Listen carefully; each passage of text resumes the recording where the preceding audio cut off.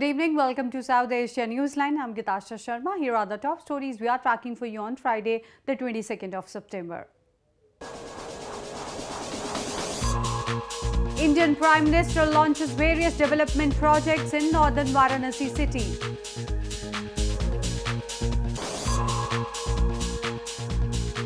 US President Trump discusses anti-terror fight with Afghan counterpart in New York.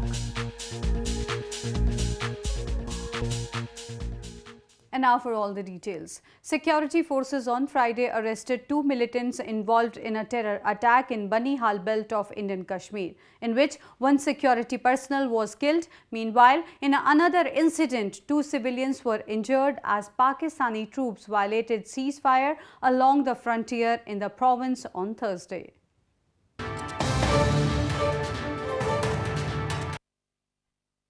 Two militants involved in a terror attack on security forces in Indian Kashmir were arrested on Friday.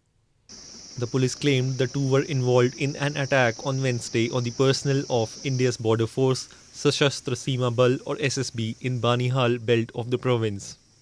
The security personnel were manning a post outside an under construction tunnel when they were fired upon.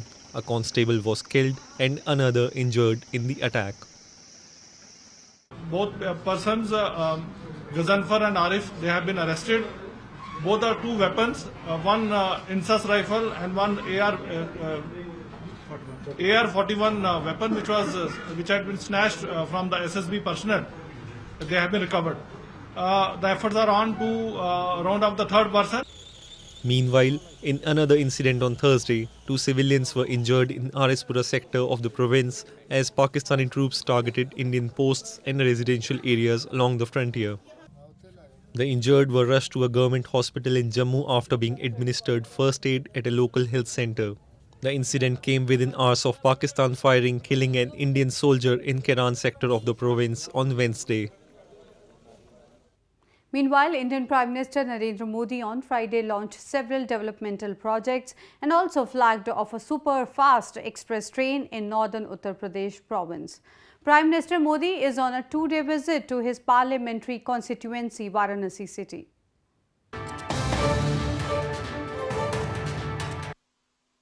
Indian Prime Minister Narendra Modi on Friday arrived on a 2-day visit to his parliamentary constituency, Varanasi city in India's northern Uttar Pradesh province. Prime Minister Modi inaugurated several developmental projects including the Mahamana Express, a super-fast express train. He was joined by India's Railway Minister Piyush Goyal via video link while flagging off the train. Built under the Make in India initiative, the deluxe train will connect Varanasi city with Surat and Vadodara cities in Prime Minister Modi's home province, Gujarat. The 951.3-mile journey between Varanasi and Vadodara will take 27 hours and 30 minutes. On Saturday, the Prime Minister will visit a cattle health fair and review the cleanliness drive in Shahenshahpur town. He will also address a public meeting at Shahenshahpur. India on Friday gave a fitting response to Pakistan Prime Minister Shahid Khaqan Abbasi's rhetoric at the United Nations. India said that neighbor Pakistan has now become synonymous with terrorism. India on Thursday said that Pakistan is now Terroristan, the land of pure terror. Exercising its right of reply after Pakistan Prime Minister Shahid Khaqan Abbasi's belligerent speech at the UN General Assembly, India said it was extraordinary that the state that sheltered Osama bin Laden was creating narratives based on deception and deceit. In its short history, Pakistan has become a geography synonymous with terror.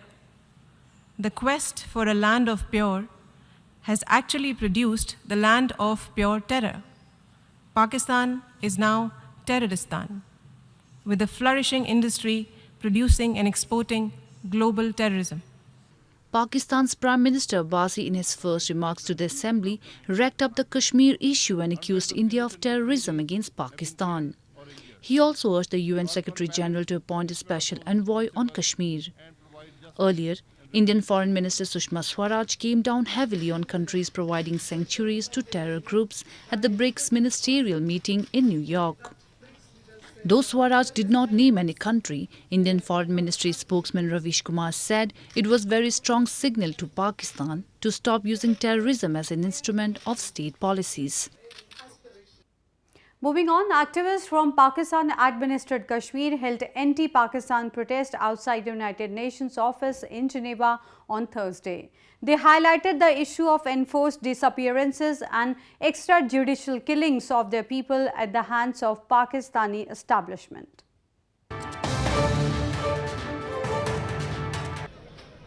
Activists of various political organizations from Pakistan-administered Kashmir on Thursday held a protest in Geneva to highlight the atrocities carried out by Pakistan on their people. The protest was organized by United Kashmir People's National Party or UKPNP outside the UN office and was supported by Baloch and Sindhi activists. They chanted anti-Pakistan slogans and called on the United Nations to act against Islamabad for gross human rights violations. हुकूमत पाकिस्तान ने मजबूर कर दिया है कि हम यहाँ United nation के सामने जो है वो पिकेट लगाएं, 1 महीना 2 महीने के मुसलसल प्रोटेस्ट करें कि ताकि आलमी दुनिया जो है वो समझ सके कि हम आज़ाद कश्मीर के लोग और गिलगित बल्तिस्तान के लोग किस तरह के जुल्म जबर की कैफियत में ज़िंदगी बसर कर रहे हैं. The activists also highlighted the issue of enforced disappearances and extrajudicial killings of people by Pakistani authorities for raising their voices. They said people of the region have no access to media, nor they can exercise the right to freedom of speech. US President Donald Trump met his Afghan counterpart Ashraf Ghani in New York on Thursday. The two leaders discussed a wide range of issues, including the war on terrorism. US President Donald Trump and his Afghan counterpart Ashraf Ghani met in New York on the sidelines of United Nations General Assembly on Thursday. The two leaders discussed a wide range of issues, including the war on terrorism, Afghanistan security, and the progress made by Afghan and the US forces in the campaign against terrorism. Trump during the meeting reiterated that militaries from the two allies were working hard in the war on terror. We're working very well together. We're working very hard. Our military is, as you know, over there right now and doing really an incredible job, more of leadership than fighting. We're leading a lot of wonderful Afghan troops who are fighting very hard. Praising Trump's new war strategy for Afghanistan and South Asia, Ghani called the move historic and credited it with putting his country on a path towards victory over militants. Victory, political and military-wise, is within our sight, and I'd like to thank you for the thoroughness of the review, and especially for ordering that all instruments of American power, military, diplomatic, and economic, are brought together in a coherent plan of action to lift Afghanistan out of 40 years of crisis and to make it a platform for stability and prosperity. Both the leaders in the meeting also agreed that US companies could help develop rare earth minerals in Afghanistan. In news from Nepal, as the vote counting for the third phase of local level polls in Nepal is currently underway, political parties have started preparations for the upcoming provincial and federal parliamentary polls. According to Nepal's Election Commission, contestants need to be nominated on October 22nd for the first phase of the joint vote to be held on November 26th. Federal parliamentary seats have been brought down to 165 from 240, while there are 550 seats up for grabs in the province assemblies. There are also opportunities for parties' central leaders to vie for the chief minister in the 7 provinces.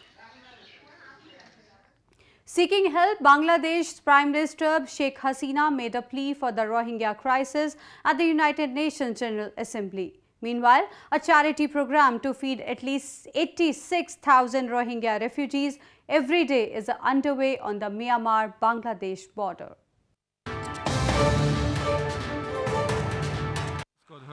Bangladeshi Prime Minister Sheikh Hasina on Thursday made a plea for the Rohingya refugees who have poured into her country since August 25th.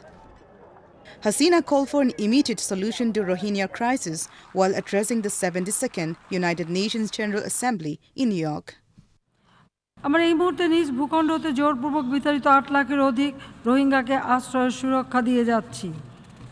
আপনারা সকলেই জানেন যে মিয়ানমারের Rakhine রাজ্যে চলমান নৃশংসতা ও মানবাধিকার লঙ্ঘনের ফলে বাংলাদেশ মিয়ানমার সীমান্তের অবস্থা ভয়াবহ অবনতি ঘটেছে। এই নৃশংসতার হাত থেকে বাঁচার জন্য প্রতিদিন হাজার হাজার রোহিঙ্গা সীমান্ত অতিক্রম করে বাংলাদেশে প্রবেশ করছে। Hasina also blamed Myanmar authorities for laying landmines along the stretch of the border to prevent the Rohingyas from returning. She also laid out a plan for the UN to guarantee a safe and dignified return to Myanmar of the 800,000 Rohingyas in Bangladesh. Meanwhile, acting as a helping hand during the crisis, the global food charity Action Against Hunger, or ACF, said on Thursday that it aims to feed at least 86,000 Rohingya refugees on the Myanmar-Bangladesh border every day. Currently, the group is focusing on malnourished refugees. Well, that's the way it was in South Asia this evening. Before we conclude, the top stories once again. Indian Prime Minister launches various development projects in northern Varanasi city.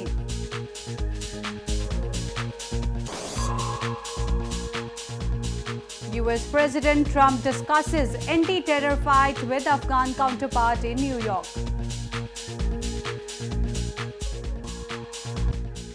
Now our viewers can watch the show on SouthAsiaNewsline.com. You can also visit us on Facebook.com/SAsiaNewsline and follow us on Twitter @SAsiaNewsline.